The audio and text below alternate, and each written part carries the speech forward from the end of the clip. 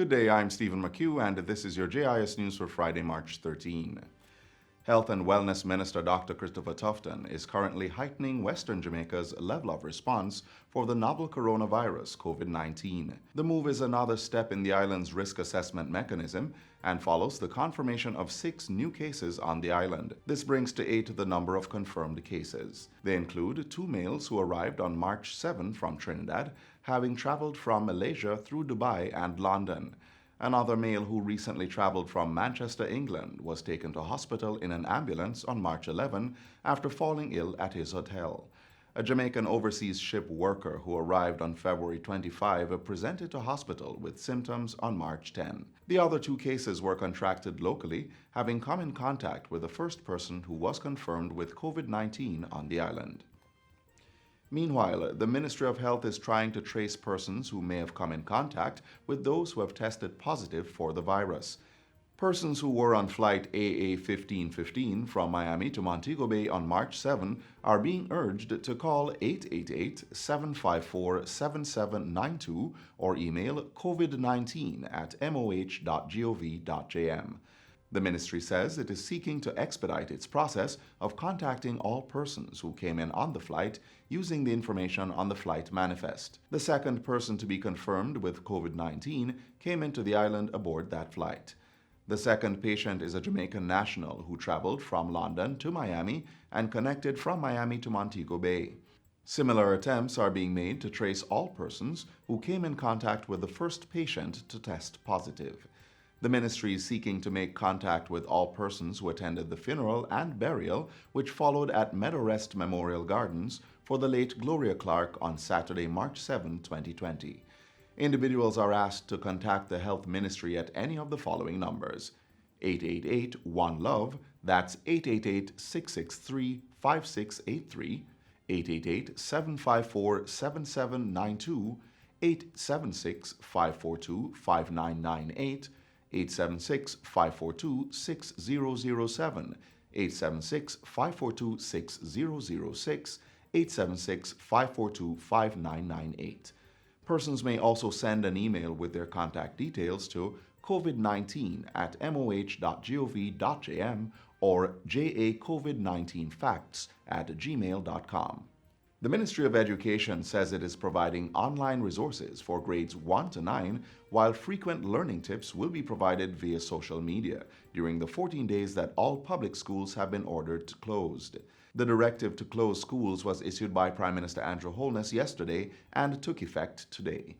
The authorities will be monitoring the situation and provide schools and parents with an update after 10 days. That would give us time as well to complete our preparations to ensure that those schools who would not have internet connectivity, that they could receive materials to distribute to students so that they can continue their education at home. Parents and guardians are being advised to retrieve students from boarding institutions, including teachers' colleges. Meanwhile, the primary exit profile PEP performance task tests scheduled for March 19 and 20 have been postponed. These exams would have fallen within the 14-day school closure period. Minister of State Alanda Terrelong says the ministry will be training teachers on how to carry out online classes. We will be making provisions to enable online training or continued education online. We start training 180 teachers in our online platform so that they will be able to give lessons online. Additionally, learning kits in the form of printed materials can be collected at the regional offices and established drop-off points. A PEP hotline has been activated to support questions related to exam and offer psychosocial support. Government is restricting visitation on the island's prisons and infirmaries as it enforces regulations to contain the spread of COVID-19. Effective Monday, all external visits to penal facilities will be suspended for 2 weeks. During this period, members of the public will not be allowed to take food or care packages to correctional centers.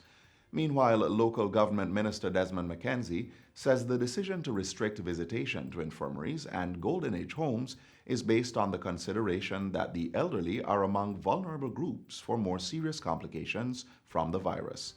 We are also putting a 30-day ban on receiving new clients to the facility.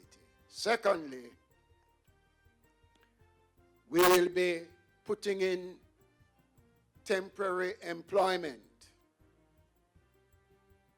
for continuous cleaning and sanitization of the infirmary to be done almost on a daily basis. And finally, members of the public are being urged to consider the use of alternative means of sanitization in light of the threat of the novel coronavirus. Industry and Commerce State Minister Floyd Green says there are other products aside from hand sanitizers and disinfectants that are readily available in the marketplace for use. They include bleach, Dettol, salve, and antibacterial soaps. I think it's very, very important that people recognize that there are alternatives and that the alternatives are in very solid supply, so there's no shortage in these alternatives, and a number of them are even more effective than some of the things that we have gotten used to. He adds that local producers of sanitization products such as Paramount Trading and rum distiller J. Ray & Nephew will also be ramping up production and manufacturing hours to meet the increasing demand.